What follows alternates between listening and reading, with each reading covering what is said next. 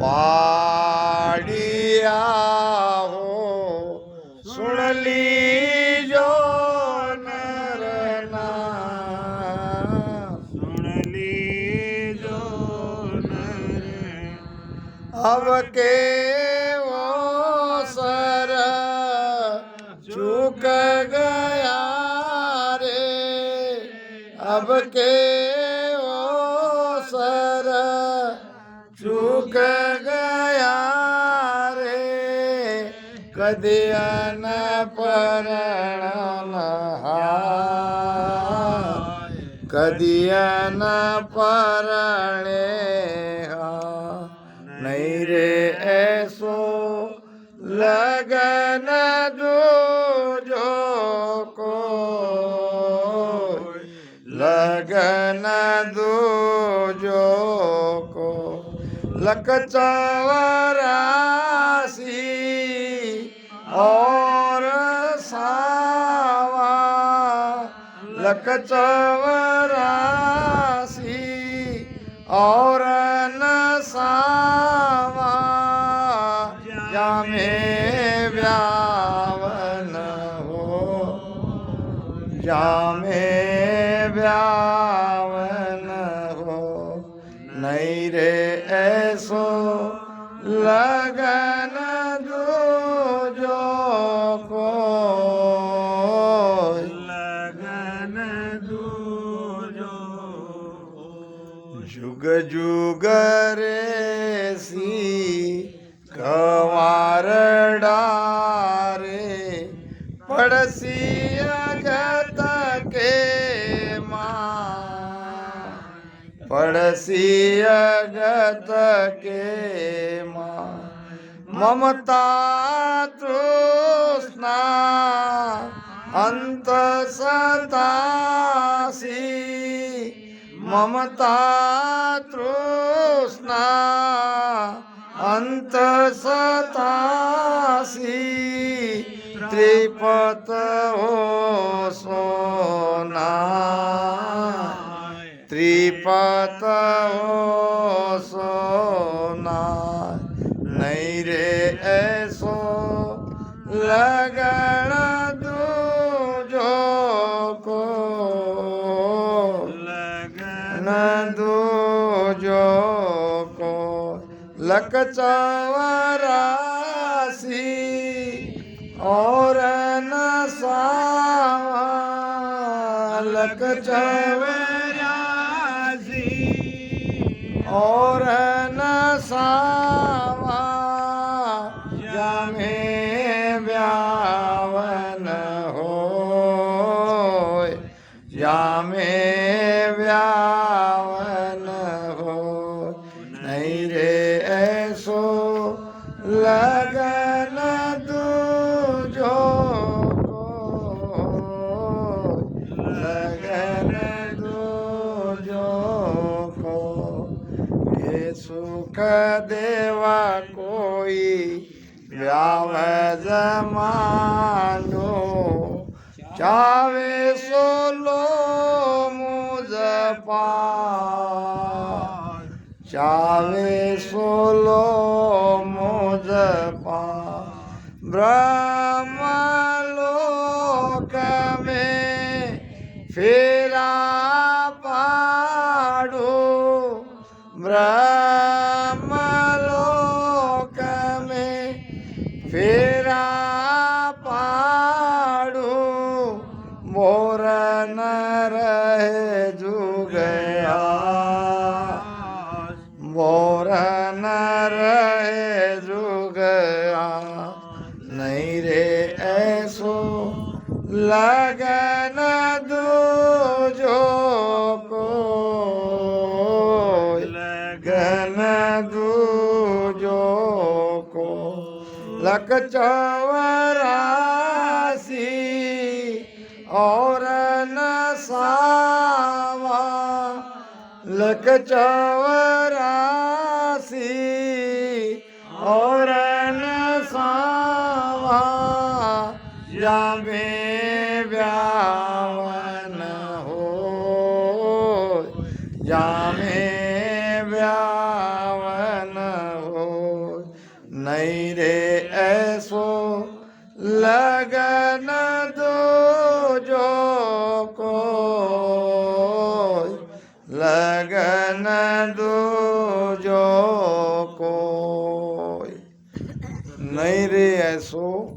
लगन दूजो कोय। लगन नाम शादी। सबके घर में बेटा बेटी है और सब अपने बेटा बेटी की शादी करते हैं। शादी करनी ही आवश्यक है। जैसे हम हमारी बेटी को कुंवारी घर पे नहीं रख सकते, उसी प्रकार ये आत्म कन्या अपने पति परमात्मा से शादी करना चाहती है, और जो कोई इसकी शादी करेगा, ऐसा लगन ऐसी शादी संसार में दूसरी कोई नहीं। महाराज कहते हैं ये जो शादी हो रही है जगत में, संसार में, ये कुछ दिन की है, कुछ साल तक की है। और यहाँ तो बिछड़ा होना ही है। मगर ऐसी शादी करनी है, ऐसे पति से शादी करनी है जो पति अमर है, जिसकी मौत ही नहीं हो। एक बार उसके साथ शादी हो जाए तो हम सदा सुहागन कहलाएंगे। महाराज फरमाते हैं, जे मर जाय के नहीं ब्याऊं, जे मर जाय के नहीं ब्याऊं, चार दिना फिर रांड कुआऊं, चार दिना फिर रांड कुआऊं, पीछे संकट बहु दुख पाऊं, पीछे संकट बहु दुख पाऊं, हाय जाके काल घरे नहीं जाय हो, हाय जाके काल घरे नहीं जाय हो, आत्म का हो बाप जी माने अवचल बर परणावो, आत्म का हो बाप जी वहाँ अमर सुहागन क्वाऊं, आत्म का हो बाप जी। आत्मा अपने पिता को प्रार्थना कर रही है। हमारे तरफ बेटी नहीं कहती अपने पिता को कि मेरी शादी कराओ, मगर ये कन्या कह रही है। क्या कह रही है? अविचल बर परणाओ। अविचल यानी स्थिर, अमर। यहाँ के पति कैसे है? स्थिर नहीं है।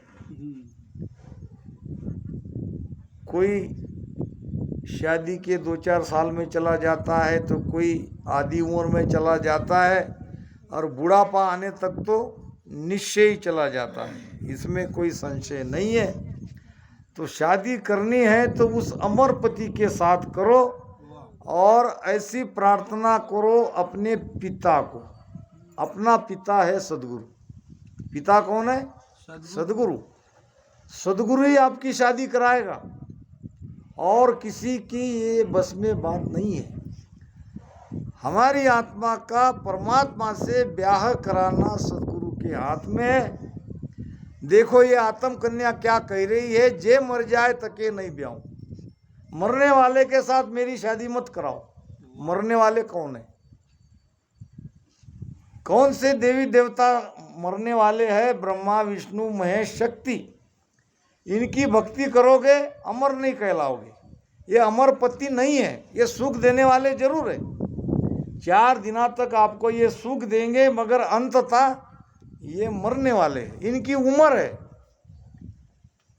जे मर जाए तके नहीं ब्याहूं, 4 दिना फिर रांड कुआऊं।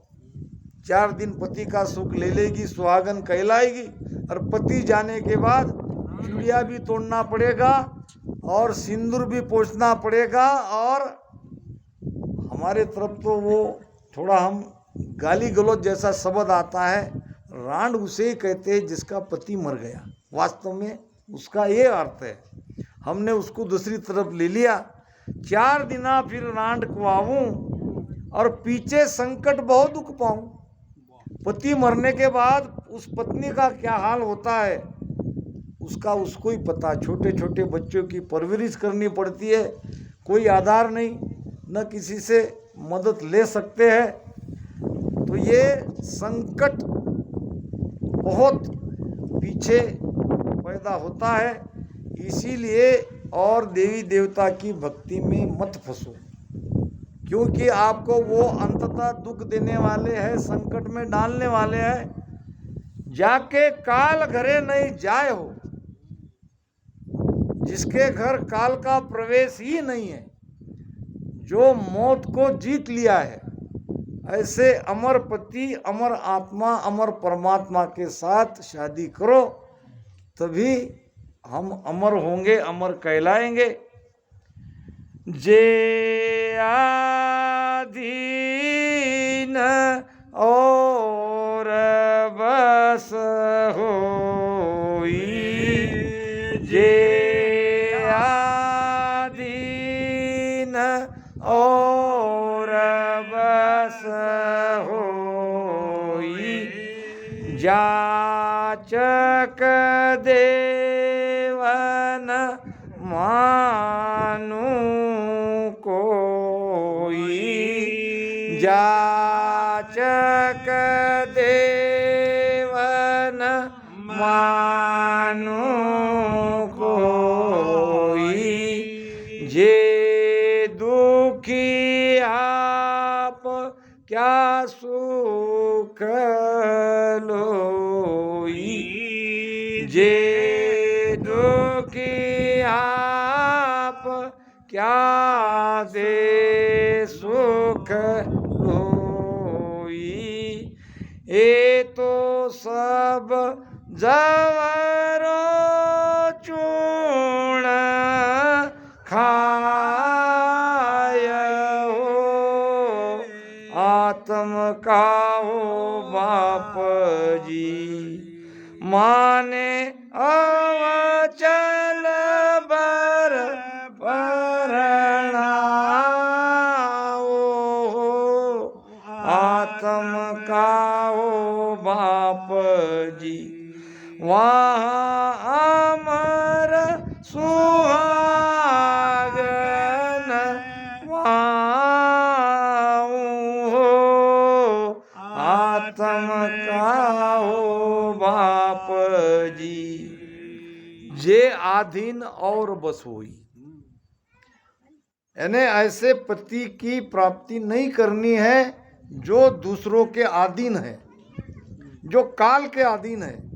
अब ब्रह्मा जी की भक्ति करोगे, शिव जी की भक्ति करोगे, विष्णु की भक्ति करोगे, शक्ति की भक्ति करोगे, आन देव की भक्ति करोगे, जप करोगे, तप करोगे, व्रत करोगे, होम करोगे, उपवास करोगे, ये सब कुछ दिनों का सुख देने वाले हैं।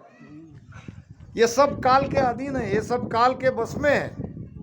जे आधीन और बस होई, जाचक देव न मानू कोई।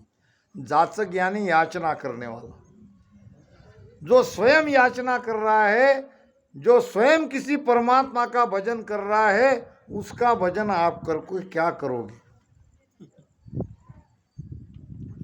भगवान शिव जी की फोटो देखो, वो राम राम भजन कर रहे हैं। तो शिव जी के मानने वाले को शिव जी जो करते हैं वो करो। वो स्वयं किसी दूसरे का नाम भज रहे हैं, उसको भजो। बादशाह अकबर का मित्र था एक फकीर। अब बादशाह की फकीर से मित्रता कैसी तो होती है? मन से मन मिला तो मित्र बनता है, चित्त से चित्त मिला तो चेला बनता है।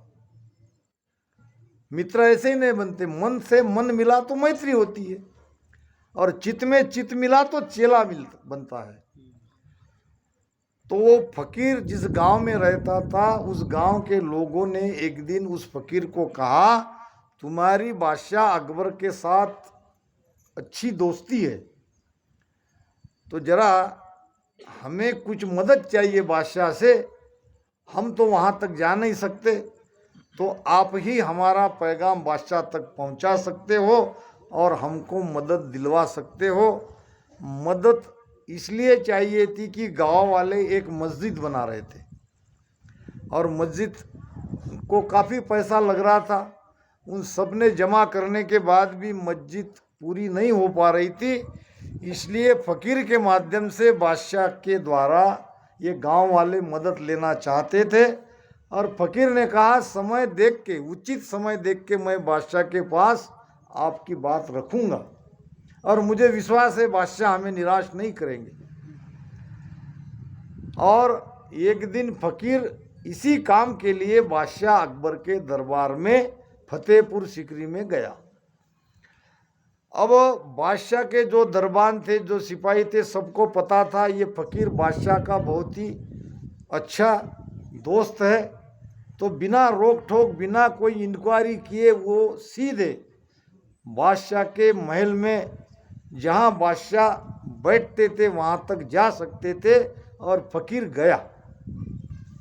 बिना रोक टोक फ़कीर बादशाह के पास चला गया चंदा मांगने के लिए। अब वहाँ देखा कि बादशाह नमाज पढ़ रहे हैं। वो 5 बार नमाज पढ़ते हैं मुसलमान लोग। अब नमाज के समय में ये फ़कीर वहाँ चला गया, और नमाज पढ़ने के बाद घुटनों पे बैठ के, या अल्लाह मुझे बरकत दो, या अल्लाह मेरे राज को बढ़ाओ, मुझे अपार धन दो, ऐसी प्रार्थना अल्लाह को कर रहे थे। अब इतने में कोई पीछे से आया और खड़ा है, ये आवाज़ बादशाह को हो गया, और फिर जाने की भी आवाज़ उसको सुनाई दी। जब प्रार्थना पूरी होने के बाद उसने देखा तो फ़कीर आया है, थोड़ी देर रुका और चला गया। आवाज़ दी, अरे फ़कीर आओ, मुझसे मिलने आए हो, बिना मिले क्यों जा रहे हो? आओ बैठो, मेरी नमाज हो गई है। अब बादशाह के कहने पे फ़कीर बैठ गया। कहाँ भाई, कैसे आए हो? फ़कीर ने कहा, आया तो था काम से। फिर बताओ। नहीं, अब छोड़ो वो काम की, अब बात ही नहीं करनी है मुझे। अरे भाई क्या हुआ?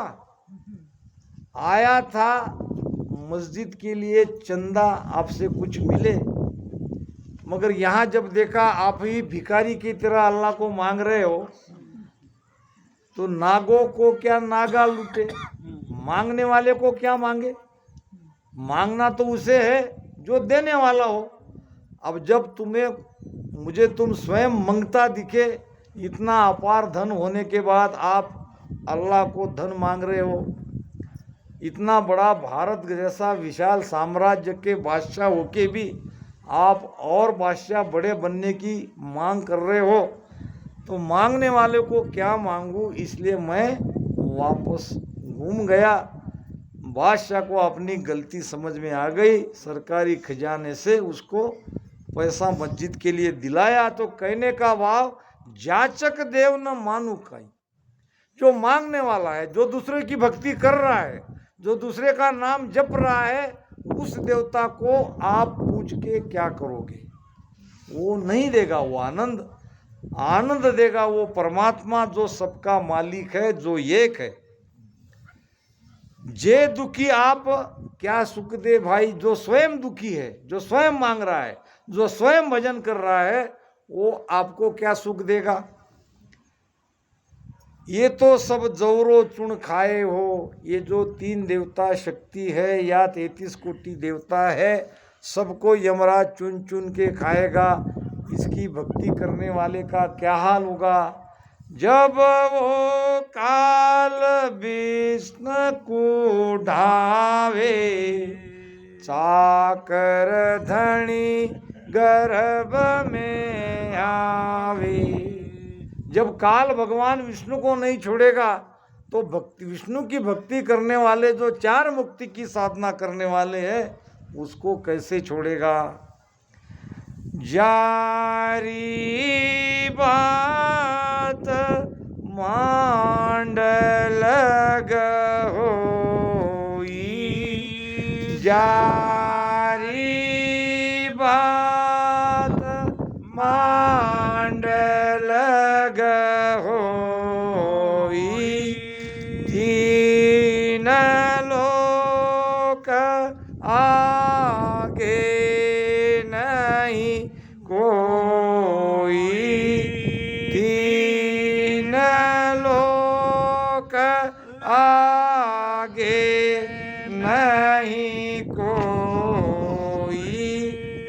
वे बर परतन मानु सोई, वे बर परतन मानु सोई।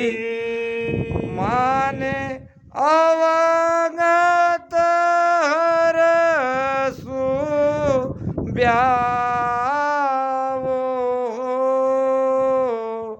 आत्म का हो बाप जी। माने अवचल बर परणावो, आत्म का हो बाप जी। जारी बात मांड लग हुई। बात का मतलब क्या है? जो ज्ञान 3 लोक तक का है, हद तक का है, ज्ञान की बात हो रही है। जारी बात मांड लग सोई, और 3 लोक आगे नहीं कोई। जो भेद त्रिकुटी के आगे नहीं जा रहा है, जो ब्रह्म तक नहीं ले जा रहा है, उस ज्ञान को, उस भेद को मत मानो।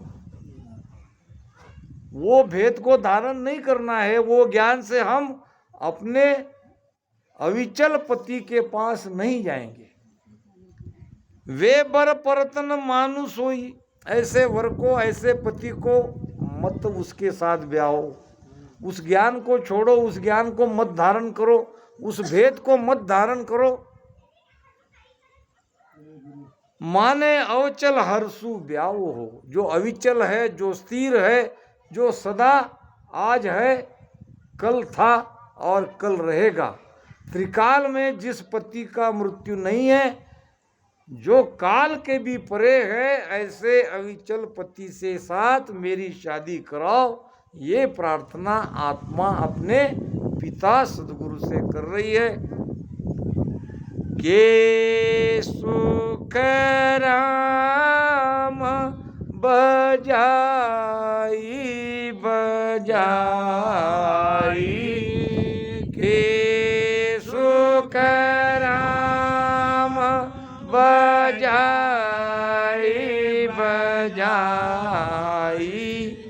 जे कोई बींद नहीं जग माई, जे कोई बींद नहीं जग माई। तो तू बाप परण हर आई, तो तू बाप परण हर आई।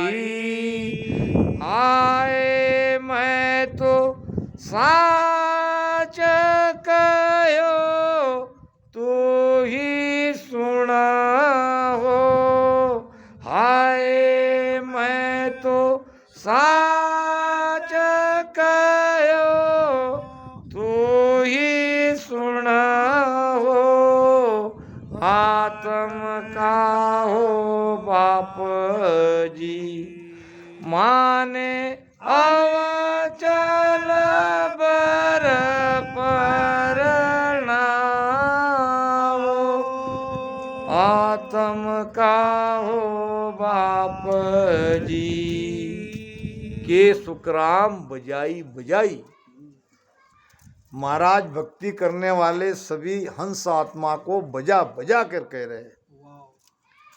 जे कोई बिंद नहीं जगमाई, बिंद कहते हैं पति को, बिंद कहते हैं दूल्हे को। अगर तुम्हारे लिए कोई दूल्हा ही नहीं है, तुम्हारा जोड़ ही नहीं लिखा है, तो फिर क्या करो? तो तू बाप परन हर आई। तो हे परमात्मा, अगर तुम तक पहुंचाने वाले कोई नहीं है तो तुम ही मुझ पर कृपा करो और तुम ही मुझे अपनी शरण में ले लो। तो इस प्रकार ये आत्मा परमात्मा अपने पति से मिलना चाहती है और वो भाव ये भजन में दर्शाया है। सबकी आत्मा परमात्मा पाने के लिए तड़प रही है। ये मनुष्य जन्म उसी के लिए मिला है। अगर इस समय हम नहीं रे ऐसो लगन दूजो कोय, इस प्रकार हम आत्मा परमात्मा का मेल मिलाप नहीं करेंगे तो हम आत्मद्रोही हो जाएंगे।